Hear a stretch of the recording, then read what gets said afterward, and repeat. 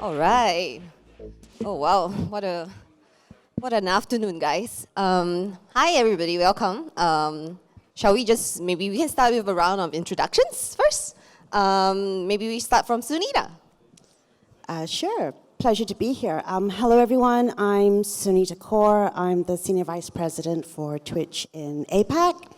Have been with Twitch for about 3 years now. When I started, it was a month before the global pandemic, and what we've pretty much been doing in the last 3 years is building out content acquisition, biz dev, advertising, and marketing for the region. Nice. Nick. Hi, great to be back here live in Singapore. My name's Nick, I'm the SVP of the ESL Faceit Group based here in Singapore. A big part of my role is just about building many of our brands across ESL, DreamHack, right across the APAC region. I've been in esports about 20 years, one of the OGs, if you will, but now a lot more corporate and enjoying our role in growing our business across APAC. Nice, Allan. Hi, my name is Allan. I've been in esports for about 6 years. Previously with AirAsia, we did esports activations together with one of my ex-colleagues, Ben Rinja, is seated over there. And also previously with EVOS Esports, based in Singapore and Indonesia, with one of my ex-colleagues, Stephen, is over there as well. And after that, in Galaxy Racer, it's an esports organization from Dubai. And now I'm taking a short break. Thank you. Last but not least, Akshat. Thanks. My name is Akshat Rathee. I'm the founder of NODWIN Gaming. We started out of India. We are now in about 7 different countries. We focus on esports and gaming and pop culture coalescing together. We run festivals like from ESL called DreamHack. We are ESL's partners in India and South Asia. Now offices in 3 African countries, Dubai, India, and expanding. Nice. And my turn, Jasmine. I'm the partnerships manager. I like to call myself the partnerships hustler. I take care of the Southeast Asia, India, Taiwan, and Hong Kong markets. All our speakers have introduced themselves. As you can all tell, like they all come with huge and really, really rich esports experience. So let's talk about like let's dive into esports. So while the pandemic has kind of affected and halted, a lot of traditional sports leagues and events, the esports, gaming industry, on the other hand, has just largely carried on business as usual without any disruptions, and in fact, even saw a spike in its growth. So how do you think, guys, the pandemic has kind of impacted and shaped the esports landscape? Maybe you can start with Sunita first. Sure, I think for us at Twitch, it's been such a fascinating journey. And working with all my friends here from the sort of content side, with us being the platform, we've just gone through this huge pandemic where even more so people were looking for community and connection and entertainment. So there was no better time to be in gaming and esports, really. Just looking at what we've seen in the last 2 years, gosh, back in like 2019, in terms of minutes watched, we were looking at 600 billion minutes watched per year. Last year we finished at 1.3 trillion. So there's consumption is definitely on the rise. But the more interesting part of that is in terms of the creators. Like 15 million people in 2021 streamed for the very first time. So this is definitely kind of leaning into the growth of gaming and esports. We're just seeing more people adopt and get involved, which is pretty exciting. It's interesting. I actually had a friend who started streaming because of the pandemic as well. So one of the 15 million that actually started streaming. And yeah, how about you, Nick? What do you think? How has the pandemic kind of changed, the esports industry coming from ESL? I mean, a lot of people think that, what we do are big live events, and we're well known for packing out stadiums with, 15,000 people. So obviously not being able to put on those live event spectacles did have an impact. But at the core of what we do, we're not just an events business, we're a content business. So we were able to continue running our tournaments with all our players online at home, and then just maybe change and adapt a little bit the way we put on our broadcasts and create that content. not just in gaming, but the whole sports industry, we had to tackle those challenges, like how do we run our productions? Do we do the studio model anymore? We used to have studios all around the world. Now we're a little bit more centralized in certain locations and decentralized when it comes to where our talent or our commentators are. But in terms of the pandemic, we just made sure that we adjusted. Now that live events have come back bigger and better, we've got the beauty of both worlds together. But our online delivery and content is much stronger. So we obviously saw the benefits of our business being able to continue. Yeah, nice. How about you, Allan? Yeah, my personal experience when I was with Galaxy Racer, a Dubai-based organization, we raised like 11 million US during the pandemic during a live stream. It broke 2 Guinness World Records for MBRGI, our partners, and also United Nations. 11 million US dollars within a span of 11 days of live streaming. So it really brought a lot of eyeballs during pandemic for sure. You've seen the reports online as well. And now recently I've been to an ESL event. This is not a sponsored post, but yeah, it was great. I was curious to see as a spectator, like thousands of people at ESL Genting Arena, right? And in the next couple of months, next month actually, there's a big TI Dota event, if you don't know. Previous prize pool was 40 million US, and it's right at your backyard in Singapore, at Suntec and also in a Singapore Indoor Stadium.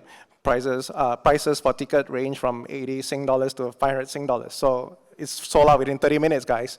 So I believe in revenge esports, if that's a term for it. A lot of people are going to come offline on ground. Thank you. Yeah, it's nice to see that like the TI competition selling tickets as fast as like, JJ Lin or like Jay Cho selling their tickets. So that's interesting. How about you, last but not least, Akshat? So I think philosophically, the pandemic, I often like to go ahead and say, all of us who were building esports were digital first, right? You end up playing on things like this or computers, and this is the kind of device, what you're playing on is kind of the device you'll watch esports on. But what happened here was there's this big tsunami that came called COVID, and all of us had built these little empires like beach shacks on the side of the sports media broadcast industry, right? Esports is fundamentally the business of sports media broadcast. That's what we are in the business of. And while most traditional sports sunk because they were behemoths made of steel, iron, and needed physical playgrounds most of the time, ours was beach shacks, so we all surfed, right? We all went on this little journey that we all surfed on, and a lot of that led to a coming out of the closet moment for gaming and esports for families. Families were okay for you now playing video games while sitting on the dining table at home. They were okay to go ahead and actually watch stuff, and some of them actually participated in saying, hey, Allan, what are you playing on? And they're like, oh, this is nice, this is not so bad. Now, it didn't matter what game. It could be Free Fire, Call of Duty Mobile, PUBG Mobile, Counter-Strike, Valorant. It doesn't matter. There's a game out there for everyone. But that moment during pandemics where parents and families started accepting that this is a watchable sports pastime was the aha moment. And that moment never went away. And as the pandemic's gone away, big sports media broadcasters have started coming back and saying, that's actually a big enough community. I think Paul Foster was talking about the BBC never leaving the Commonwealth Games. The big broadcasters are all here post-pandemic, not letting this community go. So that's the big change that happened. Yeah, and just riding on all your points you guys mentioned about media, like esports, becoming a very media and is media driven kind of stuff. Do you guys think that the pandemic has kind of helped push esports to become like a mainstream entertainment? Because I think we think about esports, we think about traditional sports like football, all these are kind of mainstream entertainment, right? So I think people want to know, do you guys think that esports has become a mainstream entertainment? Maybe let's go with Nick, especially from your ESL background. Yeah, I mean, first of all, for me, the way I look at it is a little bit different. I think what is mainstream, right? Ultimately, it's based on the amount of people that are consuming certain different kinds of content and how widely accepted is that, whether it's a sport or culture piece. And ultimately, I feel like esports is crossing over into mainstream. It definitely is, just organically through growth of gaming as a whole. But in terms of accelerating that and what we can kind of do, I think we're starting to see more crossovers with traditional sports players who are elite athletes at the top level who love to piece out and play games and compete in esports as well at the same time. So the more we start seeing cultural acceptance of gaming and esports, it crosses over more and more into mainstream. So I kind of feel like we're already there, but it's only going to continue to grow. Yeah, and I want to elaborate on your point, because I know Sunita has something to kind of contribute with regards to the crossover of traditional sports to esports. So Sunita, would you give us a good example of how you've seen that crossover from traditional sports to esports?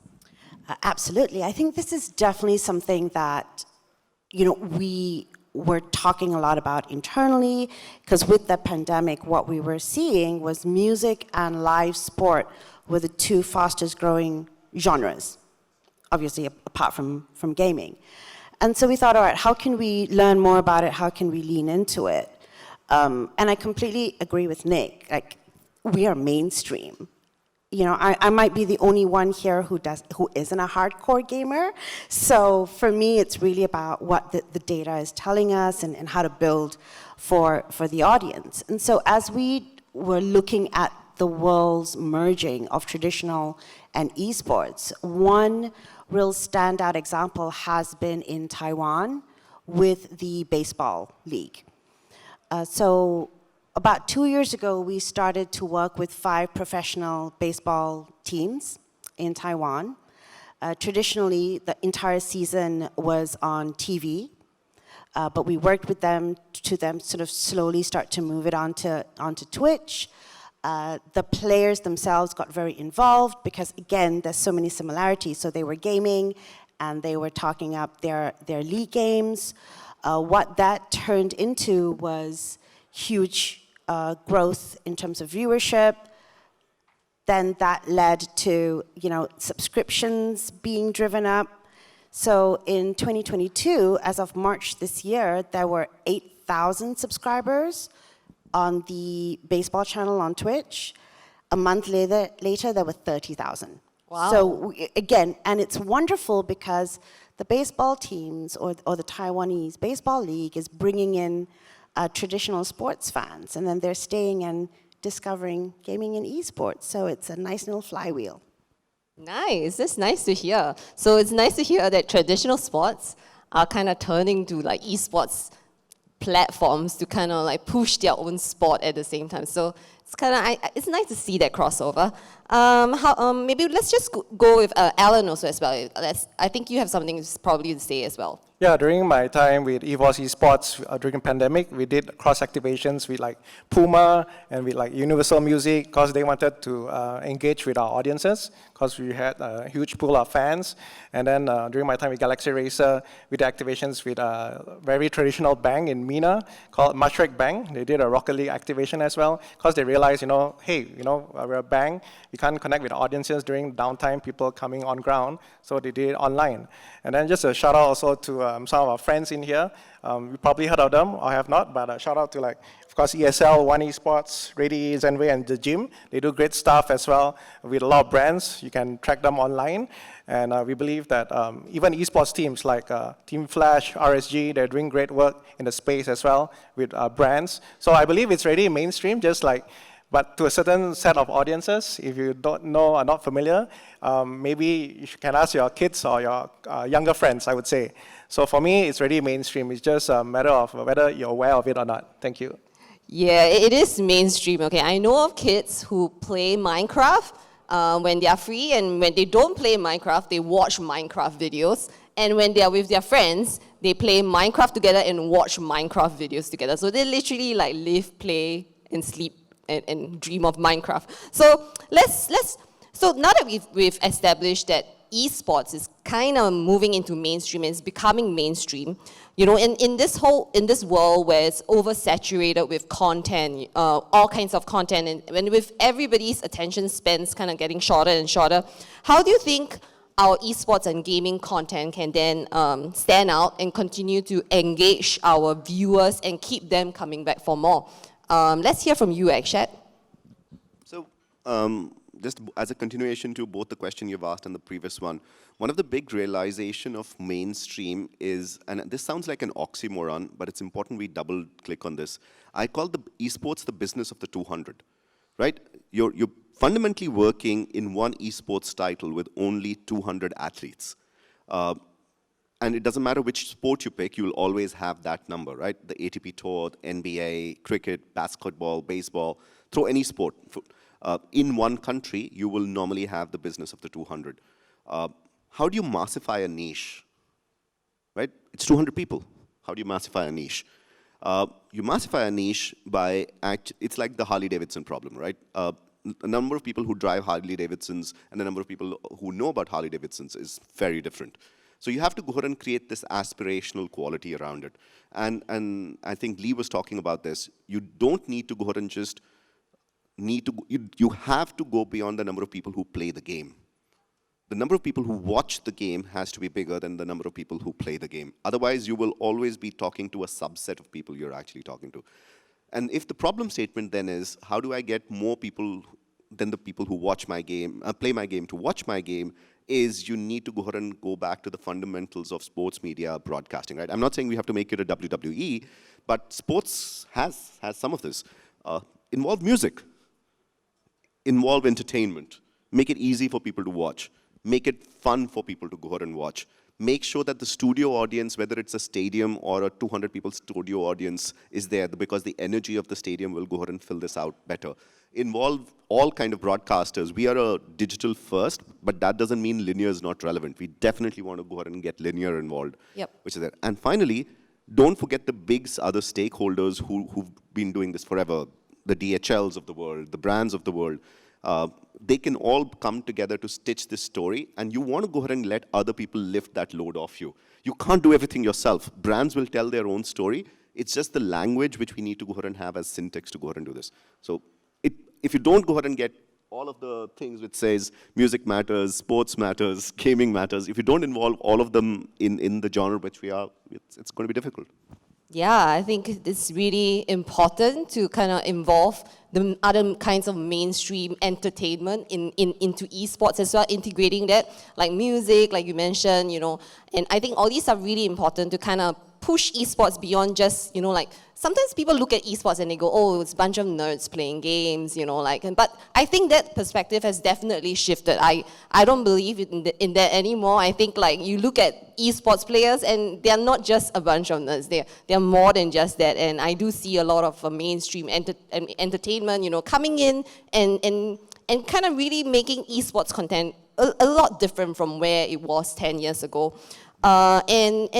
So let's also hear from Sunita as well. How do you think, because Twitch is a platform, how do you see esports gaming content, standing out amongst all the other content? I'm sure esports and gaming is a huge part of Twitch, but I'm sure there are also other kinds of content. How do you see that kind of like standing out or has changed, ever since, through the pandemic also? Yeah. Yes. Well, I think first for us, when we think about engagement, it's products, it's building the right tools for not only the creators, not only the viewers, but these gentlemen on stage are my customers, my clients as well, right? We're building tools for game dev and game publishers. So the three things that are really on our mind as we come out of the pandemic are Twitch rivals, drops, and verses. So I'll talk a little bit more about Twitch rivals. And Akshat, you talked about energy in the room.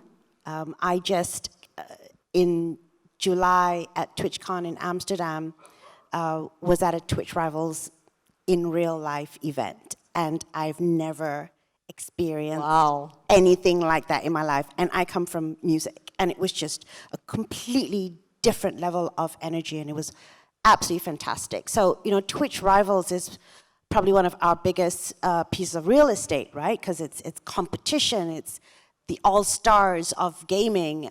It was in real life, and then we went online for 2 years, and now we're back. We're back in arenas. So that's something that we're definitely going to be pushing for starting this year. The second thing is drops, and drops is very simply in-game rewards. So again, we work with all of our game dev, game publishers, and what it enables everybody to do is streamers can reward their viewers. Participate, they learn about the game, it's all hype, and it's a wonderful experience when they get in-game drops. especially when they're unique and exclusive on Twitch. That's usually our favorite part. And the last product we have is really Versus. And Versus is, going back to Twitch Rivals and the element of competition, which is so important in the world of gaming and esports. Versus is end-to-end suite of competition tools. So anybody, any community, any game publisher can just take it and run with it. It's back-end integrated into Twitch, so you don't need us anymore. So it's that element, building that element of competition that we're excited about. Nice. So building the element of competition and community. I think in esports, or rather any kind of sport, community is really important. And we've talked about, we kept talking about, we've been talking about engaging our current audience, so which is engagement with the current community. Let's kind of shift gears a little bit and talk about how do we bring in new audience into esports, right? So I've always heard people tell me this about esports, that like, hey, I don't watch esports because I don't know what's going on, I don't play the game. But it's different for traditional sports, right? Like, so I don't play football, but I watch World Cup once every 4 years. Okay, just once every 4 years. And by the way, I do know what an offside is, like, so I do know that. But yeah, so you don't have to understand or play football to watch football. But I keep hearing people, like telling me, I don't understand, like the game, I don't want to watch a game. So how do you think we can kind of lower the entry barrier for esports and gaming content in general, and to make this content more palatable for non-gamers, for maybe like for Sunita, you said you are not a hardcore gamer. How do you think this esports content can be more palatable for you in general? I really would like to hear the opinions of everybody on stage, actually. So maybe we start with Akshat first. I think we just need to be evangelists. We keep talking about the fact that we have 3 billion gamers on the planet, and even if the esports audiences say about 800 million people out there, there's 800 million out of them of us who can be storytellers, and very good storytellers, right? I remember, and I've been trying to answer this question, and we've been asking a lot of focus groups around this. Forget esports. How many of we are from India, and everyone watches cricket, right? So we consider it normal, but why doesn't the rest of the world watch cricket? And why doesn't the rest of all the world watch football, or American football, or basketball? Because you don't have a chaperone or a storyteller who will introduce you to your first football game. In Europe, everyone watches football because your dad will actually take your family there to go ahead and watch football. And the team you'll actually watch might not be the national team, you'll actually watch the local team first. Same thing with basketball, same thing with cricket. I was taken by my dad to go ahead and watch cricket. So there was always normally a family member, might be a cousin, might be a friend, who will take you there to tell you the story of this game. And the thing that makes you fall in love with the sport is not the sport. Is the ambience, the atmosphere, the feeling that you had, the cotton candy that you had, the sunny day outside, that this was a great picnic and I had fun. And then you actually, while you're sitting there, is like, yeah, they're kicking a ball, or they're hitting a ball with a bat, or why is everyone shouting when that happens? Oh, people shout when that happens. I get a shout too. You want to be those storytellers to go ahead and the only way externals will go ahead and be part of our ecosystem is from the conduit of fun, right? And that fun has to be story told, which is there. You can't force esports down people's throats. People just don't get it. It's like, I don't get sometimes what I'm watching league games saying, what was that combo? Right? So I don't think it'll start off by going and convincing people that this is technically a good thing to do. But it has to be fun. That's a really good point. You're right. Like, I think how I got into watching football is because people around me were watching and they asked me to watch. That's a really good point. How about you, Allan? I feel there's a lot of opportunities for brands to engage new audiences by connecting with them via education, like what Akshat mentioned, like if I don't know this particular game, how are you going to educate that particular person who is not connected to any friend who plays that game?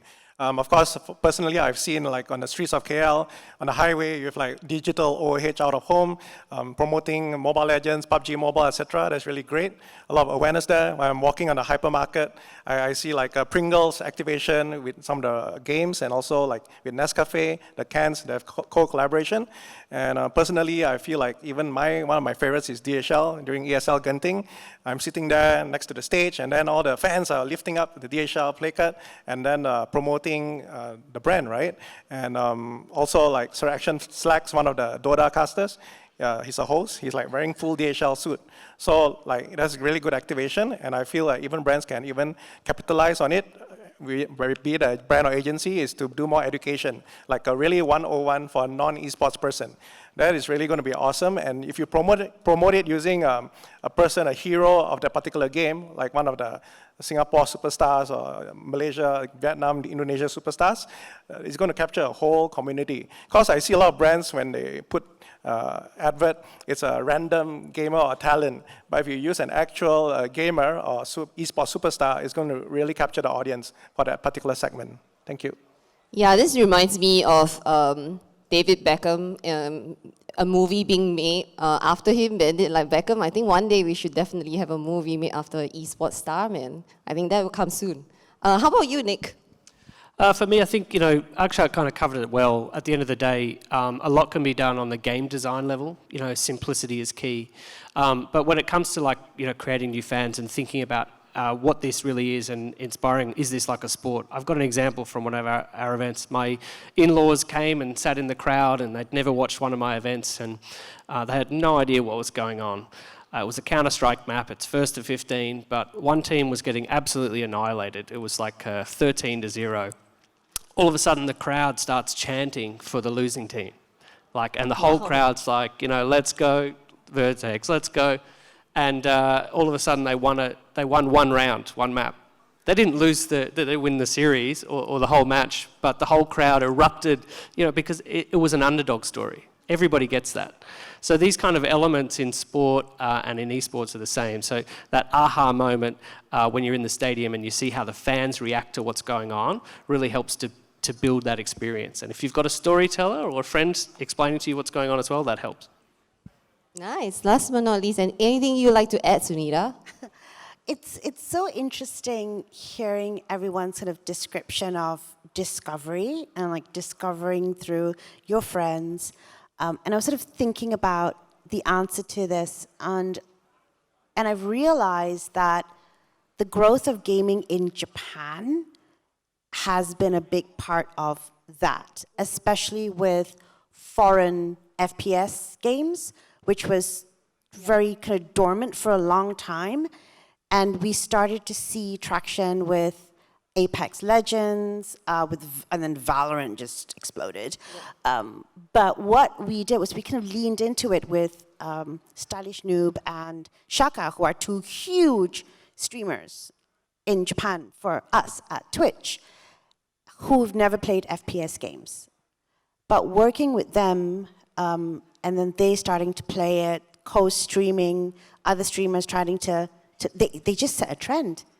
And now it's huge. So I never thought about it that way as the way everybody was describing it, but yeah, it's really true. You need a champion.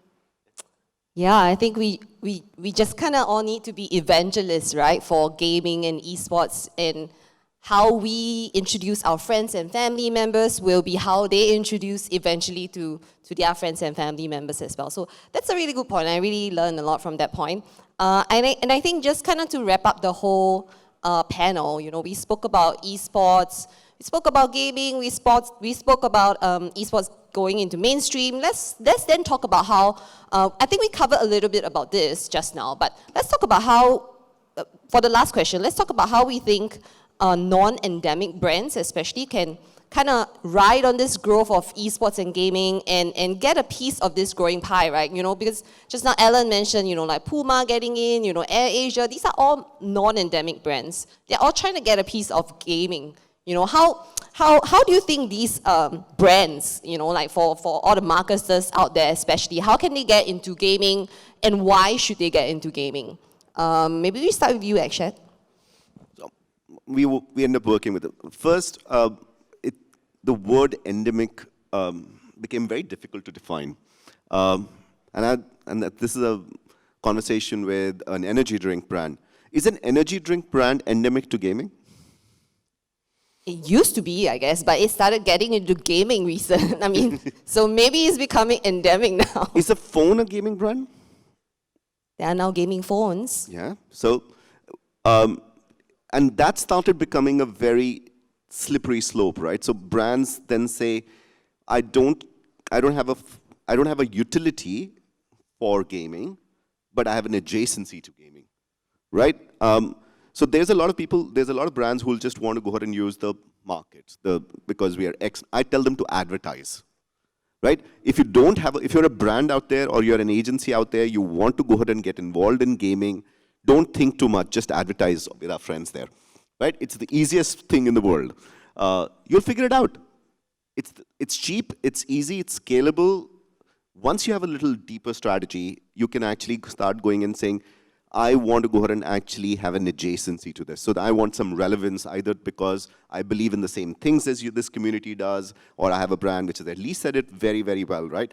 You can advertise with us, you can get our reach, but what you really want to go ahead and do as a brand, and takes time, do not do this the first thing you do, is you want to go ahead and be relevant to gamers. You want to be relevant in the language, you want to be relevant in the content, you want to be relevant in the advertising. And there are multiple brands out there which I cannot take names of because some of them are my clients who've done a bad job of this. Because the first thing they end up doing is, I want to take this over. No, you can't. Please don't. It's okay. Learn before you fly in this. Advertise, integrate, and then be part of this community. Because you might think you're endemic to us, you're most of the times not. Yes, beyond just slapping your brand and logo like next to gaming, right? Hey, this is this brand, and then come play this game. You know, I think it's really a lot more than that. And yeah, maybe we hear from Nick as well. Nick. Yeah, I think the key things are to lean into it, right? Once you understand it, don't rush to create gimmicks or campaigns that might be askew. The key word we keep mentioning is community, right? These are communities, and they see through the BS. Yes. So you really have to think about ways to add value to those communities, things that the esports fan or players or watchers may not be getting already from their viewing experience. So, or how can they make that entertainment more valuable? And I think that's really the key. Having a good guide, again, from a brand side, in being able to best apply what your objective or your message is in a way that is easily understood and embraced by the community. I'm going to add one thing, and don't want to belittle this. Platforms are by far your best friends there. And I'm not just underselling Sunita. This is real. They'll give you an advertising play, they'll give you an integration play, they'll get you a much, much deeper play. And then you can come to publishers like Activision Blizzard and actually be part of the game, right? It takes time for you to go ahead and go up that chain, because otherwise it's shocking the number of brands that will just go ahead and say, I have a brand. And just like, it's a logo. Slap one, it's another one tomorrow. Don't do disservice to your brand. You're so right. And again, we've seen it all on the platform side. And you've got the range, right? I mean, you've got Uber Eats, for example, is a big advertiser on Twitch. But that makes sense. It's 2 o'clock in the morning. They'll, advertise a reminder. Children, don't forget to eat. You've been on your computer for 8 hours, and it usually works. But then on the other side, I think one of the best executions we've ever seen was in Australia. The Queensland government wanted to run an effective drink driving campaign. They worked with Minecraft. And what they did with the experience is they made it lag in the same way that your senses are dulled when you're behind the wheel of a car. And so when it gets that nuanced, it makes a lot of sense. Yeah. Allan. Yeah, sorry, I just want to share, I'm going to evangelize a bit. For those of you who don't know, in Indonesia, one of the esports league, to get your team in there, you need to pay an average of 1.5 to 2 million US to get a slot. of your team in an esports league. Is that mainstream? You tell me. And in Philippines as well, about 800,000 US to $1 million US to get a slot. But as a brand, good news is you don't have to spend that kind of amount of money. You can set X amount of budget of your total marketing budgets and sponsor one of the teams. For example, when I was at EVOS, we got Visa to sponsor the team. And we did collaborations with Lazada through Last Games, their app. And even recently, Mastercard and Chris Flyer from SIA, they did a collaboration with the esports team as well. So there are a lot of opportunities in the market out there. And just a tip for you guys. Next year, Valorant is going to be big. Valorant is a game by Riot Games. They doing a franchise league right now. And some of the big teams in esports world, like the Manchester United, the Chelsea's, Liverpool's of esports, some of those teams didn't get a slot. So it's really limited, and it's a big tip there. Thank you. Yeah, I think just to kind of sum everything up, I think it's really about storytelling, right? You know, not just slapping your brand into the game or into the esports league or something like that, but it's about, you know, how can your brand story kind of tie in with the game story? How can the brand's positioning tie in with as part of the game's positioning or part of the gamer's ritual? So, you know, for example, like a gamer wakes up, plays games, you know, or anything that's part of the gamer's daily ritual or, you know, part of the gamer's ecosystem. I think that's how brands really can get into gaming. And gaming is huge, you know, like it's a huge business, you know. It's said to reach like 320 billion, you know, in 5 to 10 years time. And esports alone is growing. So thank you everybody for your time. We are at time, just nice, and we hope to see you guys soon again. Thank you.